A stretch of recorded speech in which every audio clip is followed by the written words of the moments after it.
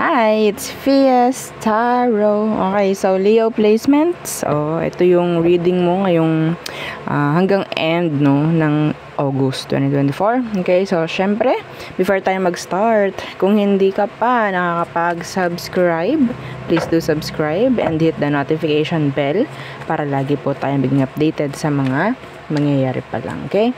So, yeah, kung meron pang tanong, private reading, evil eye items, yan, ating mga yung love bracelet, yung ang tawag dyan, granter necklace, yan. Okay? So, message lang po kayo. Okay, so let's start your reading, Leo. Okay, who is the person on your mind, Leo? Okay. The Wheel of Fortune.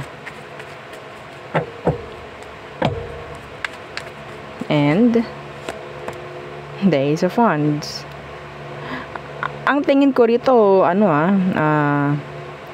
pagdating sa'yo, itong taong to bigay sa'yo ni universe. Okay? Siya yung taong para sa'yo talaga. Like, sobrang attracted ka sa taong to. Okay? Pwedeng vice versa, actually. Okay? Some of you, pwedeng sabihin nating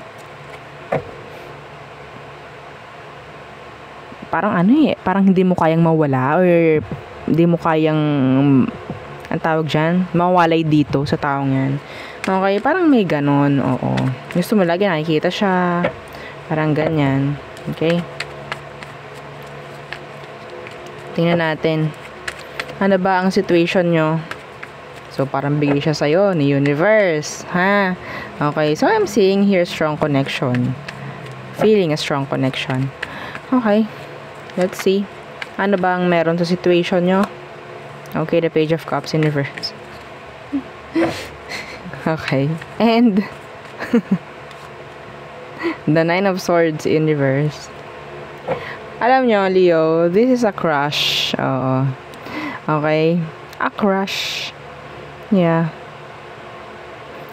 Andito yung parang awkward feeling whenever they're around, whenever nandyan sila, nakikita mo, makakausap mo, or yun nga, malapit sila sa'yo.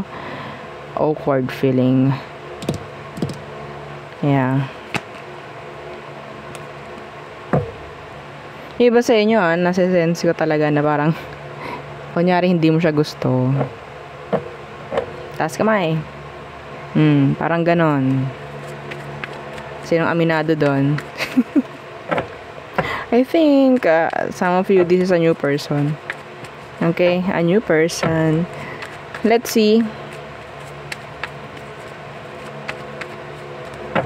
Tingnan natin kung ano ba ang magiging next action nitong taong to for you. Okay? The Chariot. What? The Two of Swords. Being indecisive. Pagdating sa'yo, you have a crush on this person.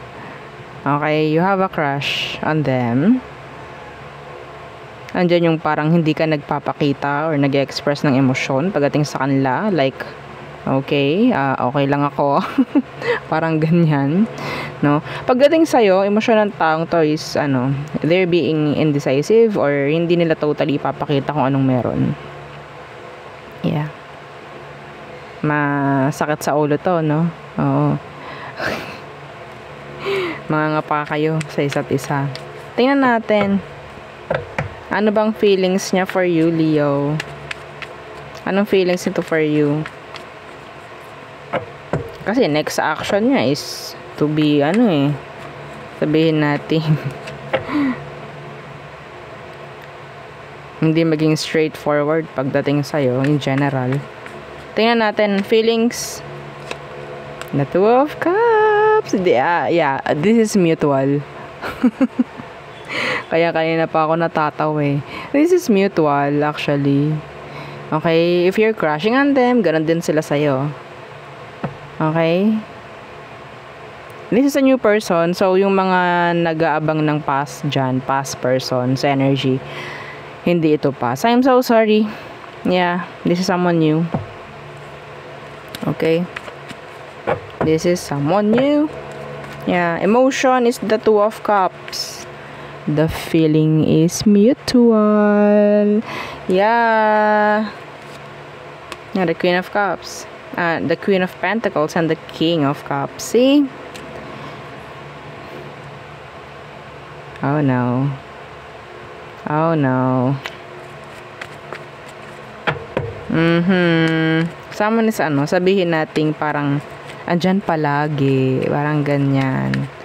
Nako. Yeah, the Eight of Cups. So, 2 plus 8 is equals to 10. 10 of Cups. So, diba? Ito yung parang energy na makita mo lang siya buo na yung araw mo. Ganun ang emosyon niya for you. Actually. Kung ganun ka, kung ganun man siya, pwedeng ikaw, ganun rin. This is mutual, I think. Mutual. Pero no one is, making an action or stepping up. Wala akong nakukuha ditong pagiging open pagdating dyan. Bakit? Let's see. Let's see. Some of you may age gap. Someone is younger. Let's see.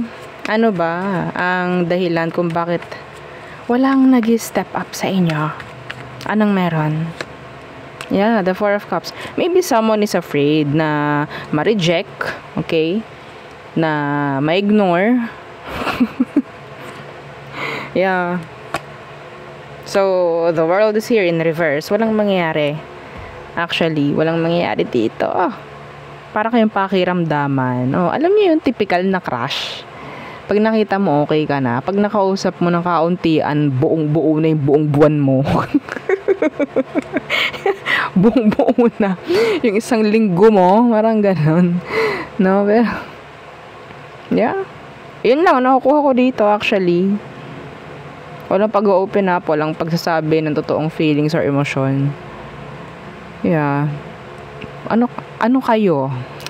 Elementary? Oo, tingnan natin anong magiging outcome / advice for Leo. Alam niyo mga ganitong sitwasyon, nakakasaya. Oo, kasi syempre, 'di ba? Magkakaroon na lang kasi ng issue to kapag naging kayo na, parang ganon, 'di ba? 'Di ba? Taas kamay. Tingnan natin anong magiging outcome / advice for you, Leo. The Three of Wands in reversed. And the Three of Swords. The Knight of Swords. Strength. Parehong pintuan ninyo bukas sa isa't isa actually. Okay? Kung gusto nyong may mangyari, someone needs to step up. Yeah. Kasi kung wala, edi ganyan na lang. Yeah. Okay? Ang hirap lang dito kasi andun yung nakaasa, no? Oo. Anyway, alam mo naman na kung anong feelings niya. Yun nga lang. Sabihin nating, nakakainis din, no? Na alam mo naman na ganun pala yung emosyon, pero bakit ganyan? 'Di ba? Wala kailangan ditong may mag-step up. Okay, may mag-reach out. Or sabihin natin maging open. Okay? Like mag-umpisa nung dapat umpisahang topic. Yes! Yes! So, hindi yung pahiram nga ako ng ganon. Oo. 'Di ba? Pero, yes, aminin nyo, sa mga ganon-ganon lang na usapan, nagiging okay ka, nagiging masaya ka, yes. 'Di ba? Nakakausap mo si crush, buo na ang iyong linggo. Hindi, buo na yung araw mo, mga ganon, no? Oo, siyempre. Nag-expect pa rin tayo dito, hanggang dito na lang ba? 'Di ba? Hindi ko yung sinusulsulan, ha? na gumawa kayo ng action. Bahala kayo. Oo, laruin nyo na lang yung situation kung anong meron sa inyo, no? Kung anong nagbibigay sa inyo ng kasiyahan, dun na lang muna. Oo, no? Kung magkaroon ng oportunidad, ma-open yung isang opportunity, no? Okay? Well, edi good. Pero kung hindi, so siguro sabihin natin dito tayo sa safe side ng situation. Okay?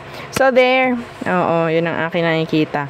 Ay, oo. So, tayo ay pumunta sa all signs. Aries through Pisces. Okay. Alam niyo yung mga patwitams. Ay, patwitams. So, tingnan natin. Aries through Pisces. Okay. So, Aries. So, meron silang mga tinatago. Kung ano man yan, I don't know. Taurus. So, may paghanga si Taurus sa'yo. Okay. Gemini, they're holding back. They want to make an effort. Maybe some of them. Cancer. So, si Cancer, parang hindi niya pa kayang mag-offer ng cup of love, no? They're not ready yet. Yeah, emotionally not ready. Leo, they're attracted. Parang may magandang point of view si Leo pagdating sa'yo, no? Okay, Virgo, they want your attention. They're getting your attention. Okay? Libra, okay, so they want to nurture things, nurture you. Okay? Scorpio, some of them parang hindi complete. O yung nararamdaman niya, parang the world universe, some of them is parang energy na may kulang, parang ganun. Sagittarius, feeling stuck. Yeah. Capricorn, they are too busy. Yeah, too busy. Aquarius, maybe they're ignoring you. Pero kung meron ditong sa tingin nyo parang nagkaka-connect naman na kayo, pero yeah, some of them kasi they're holding back or thinking na parang overthinking, parang ganyan. So may nasasabotahe pagdating kay Aqua. So Pisces, so they're not ready in general. Okay, so there, yun ang ating reading for you, Leo placements. Again, thank you, goodbye.